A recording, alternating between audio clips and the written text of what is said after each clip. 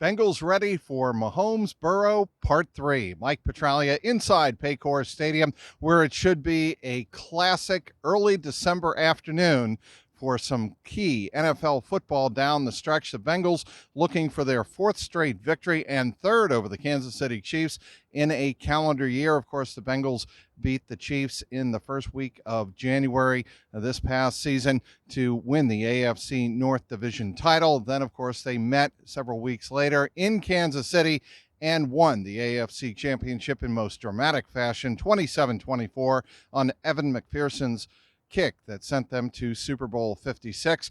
In both games, the Bengals had to overcome double-digit deficits. Of course, they would like to avoid that here on Sunday afternoon as the Bengals and Chiefs meet up. The Bengals at 7-4, winners of three straight. The Chiefs 9-2 and essentially running away with the AFC Western Division. The Bengals certainly have more to play for here as they are trying to keep pace with the Baltimore Ravens. Both the Bengals and Ravens enter this weekend with 7-4 records atop the AFC North. In terms of the weather, again, you couldn't ask for better conditions for the first week in December. We're expecting temperatures in the low 40s, very little breeze, and it will be clear. No precipitation in the forecast for the kickoff at 4:25 Eastern time.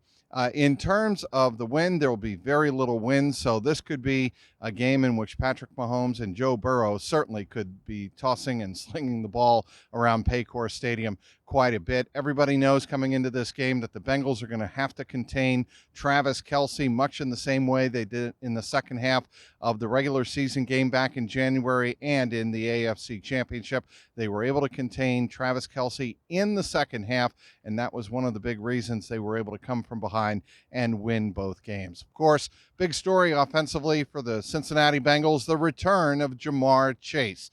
A lot of people are wondering, will he be on a snap count on Friday? Head coach Zach Taylor said they'll have to play that by ear and see how Ja'Marr is feeling throughout the game. But certainly a lot of fans are hoping to see a lot of Ja'Marr Chase early and often in this game here inside Paycor Stadium. Ja'Marr Chase missing the 4 games with a hairline hip fracture. He is substantially healed and fully healed, according to Ja'Marr this week, and he is ready to go. He's looking forward to getting back out on the field and joining an offense that, in his absence, was still able to win 3 games, 3 of the 4 games, and score 30 points twice in wins over Carolina and the Pittsburgh Steelers on the road. They did just enough last week, of course, to beat the Tennessee Titans on the road 20-16. The Chiefs will be without Mecole Hardman. Their speedster is out nursing a hamstring injury, so that will help the Bengals secondary quite a bit. Of course, in this game, a lot of people will be wondering just how the Bengals are going to go about handling the likes of Juju Smith-Schuster and also Travis Kelce. Also, Marquez Valdez-Scantling is somebody to keep an eye on in this game as well. So the Chiefs, even without the likes of Tyreek Hill, who is off, of course, to Miami, and the injured Mecole Hardman, the Chiefs still have plenty of weapons at their disposal. The Bengals also could be getting back the services of Joe Mixon. He suffered a concussion in the game against the Pittsburgh Steelers, sat out last week against the Tennessee Titans. This week, he did practice all week long. He was listed as questionable on Friday's final injury report, but he did practice all week long. That is something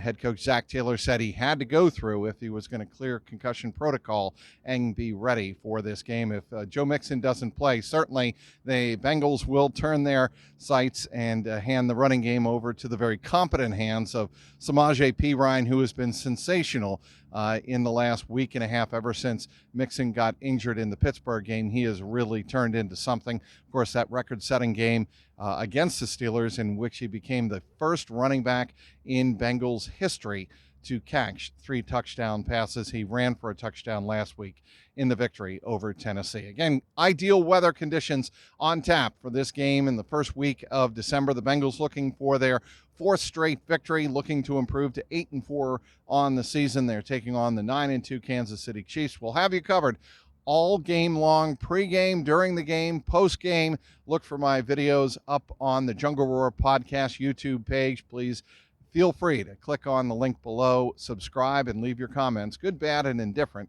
about the coverage of the Stripes. Also follow me on Twitter at Trags, Trags, and of course, as always, on clnsmedia.com. Inside a sunshine-filled Paycor Stadium, Mike Petraglia, CLNS Media.